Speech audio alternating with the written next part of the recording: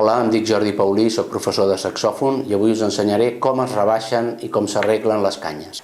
Això és important que ho faci el mestre. Aquí ho expliquem, us ho explico perquè tingueu aquesta informació, però penseu que no és fàcil arreglar les canyes i tenir èxit. És bo que ho faci el professor que té més experiència. Aquí us explico una mica el material que necessitem. Per exemple, quan agafem la canya i la canya és fluixa, és una canya que és fluixeta, vol dir que comença a xiular, que d'aquí dalt és massa prima. El que hem de fer és agafar una guillotina, aquests elements, aquestes eines ens aniran molt bé. Hem de posar la canya al damunt,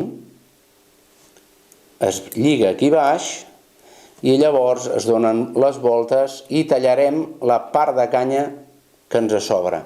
En aquest cas no arriba ni a ser 1 mil·límetre. Ja hem tallat aquesta petita part, aquest trosset és el que hem tallat i ara aquesta canya no ens anirà tan fluixa, està més a punt de poder tocar. Quan és al revés, quan la canya és molt forta, el que hem d'agafar, en aquest cas aquesta canya és una mica forta, el que hem d'agafar és o bé la navalla o bé paper de vidre, d'aquest molt prim.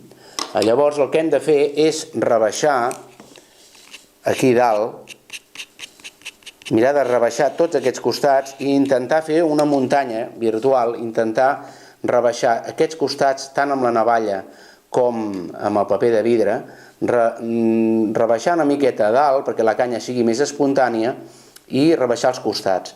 Però sobretot intentar no rebaixar la fusta d'aquesta muntanya central, aquesta part central que és on hi ha el nirvi. Tot això d'aquí és sagrat perquè és la part on hi ha el nirvi de la canya. Una mica aquesta és el mecanisme que hauríeu de fer servir per arreglar una canya que no us vagi bé. Però insisteixo en el fet que sempre us heu de deixar guiar pel vostre professor.